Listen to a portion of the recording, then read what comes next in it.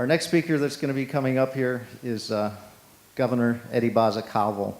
I've had the good fortune to meet him early on, before he became governor, and a couple of things that struck me as just incredible. His deep Catholic faith, his deep commitment not only to family, but to the people of Guam, and his integrity. As a businessman, he's a fiscal conservative, and we've had many conversations on driving the point home of what's good for Guam first, and that's very, very important. So with that, if I may introduce our Governor, Eddie Baza Calvo.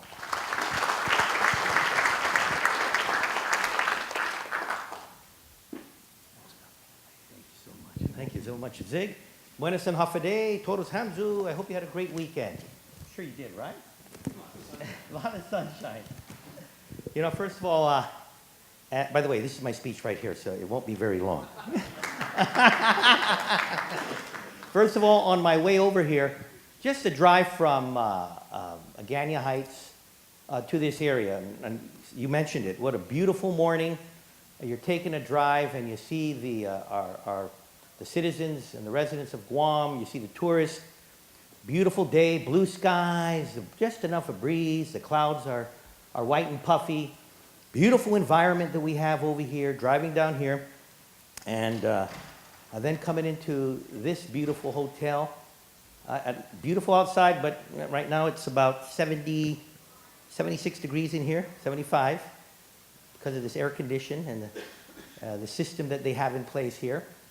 Then I had an opportunity, before I came in here, to walk into another display dealing with sustainability. It's a bunch of our different schools that are getting together, and they're having a competition in regards to sustainability.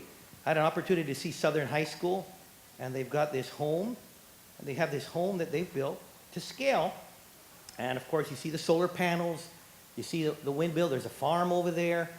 And with the farm, they have the pig, and pig, you can either eat it or use that for other stuff for methane gas and fertilizer. And they had a water catchment, tanks, and et cetera, and they didn't have a chance to explain everything to me. And as I looked at that, here I'm a guy in my, in the second half of the half century mark, and I'm seeing a bunch of folks that are 17, 16, and these aren't things that I looked at when I was 15, 16, and 17. And there was excitement, there was a full awareness of what it was all about. And as they come in over here, and we're talking about now Guam Power Authority and an integrated resource plan forum leading to the next generation. Well, right now, I tell you, that next generation, they've got the motivation. It's for up to us adults here to give them that foundation and let their energy, let their awareness take it to the next stage. So as I came in over here, and just of what I've seen this morning, thought about where we're at right now and how important this is. And there's many reasons why we have to focus on, again, this integrated resource plan, looking towards new options for the 21st century, because we can't stay where we're at.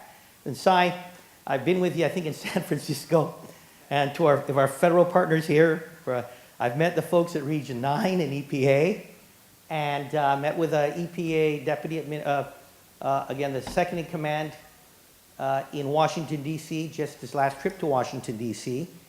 And so I've had an opportunity to sit down to talk to them about, and listen to them about the issues in Guam. And of course, why we got to move forward is, obviously, if you got a regulatory mandate and you got to do what you got to do, then, what do you call that? Necessity is the mother of invention. And we got to move. We have to fulfill these mandates. And what do we do? And Cy, and you folks at Consolidated Utilities, you folks at GPA, well, we're going to have to produce something. So do we put over $400 million in those scrubbers and stacks, and yet we still have these old equipment? We still have equipment run by petroleum. And is that the wise thing to do? Or do we do something else? So, number one, necessity as a result of a mandate by the federal government. Number two, you got to look at stability of resources. I don't know if you've been watching the news lately. In fact, you don't have to even watch the news. You look at your history book. Why is it that petroleum, wherever the heck there's a lot of petroleum, at least underground, craziness is happening on top? And whether it's in the Middle East, Africa's got a lot of resources, but Africa, where there's a lot of instability, both the Middle East and Africa, you could look at just what's in the news today and over the past few weeks. We want to see a lot of Russian tourists here, so I'm nervous. I'm nervous, so we don't want to cut the flow of Russian tourists. But there's a lot of stuff happening in the Crimea and with Russia and how Europe deals with them and how America deals with them. Well, Russia has a lot of oil as well. Even in the Americas, it appears that where there's a lot of oil, such as Venezuela, there's things happening over there. So it appears that when you take a look at the natural resource of oil, it's buried in areas of the globe where there is either instability or they're enemies of the United States. So that obviously is volatile, and that has an impact on supply, and that has an impact on price. And thirdly, I've had the honor and I accepted a position at the President's Climate Change Task Force. I am a conservative Republican.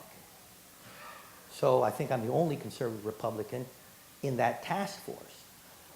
But I've seen enough to accept the fact that there is climate change occurring, whether we like it or not. Now, whether you think it's something cyclical in the long history of the world, or you think that is man-made, or that is somewhere in between.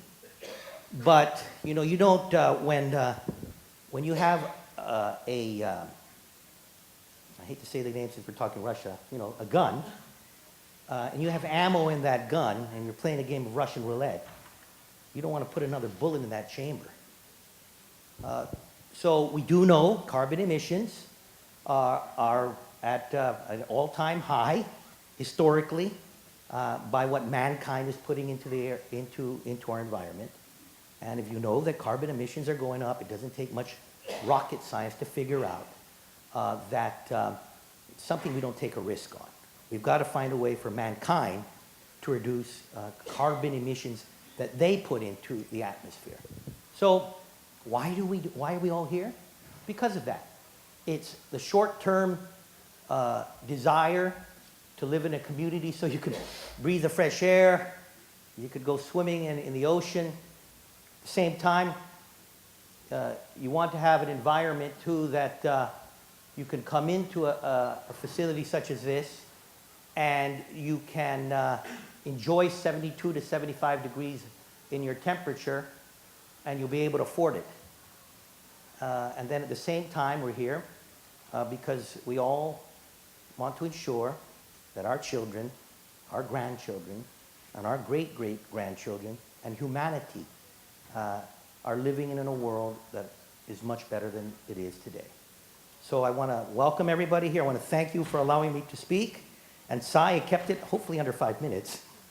And thank you so much, and look forward to a very successful forum this morning and this afternoon. Thank you.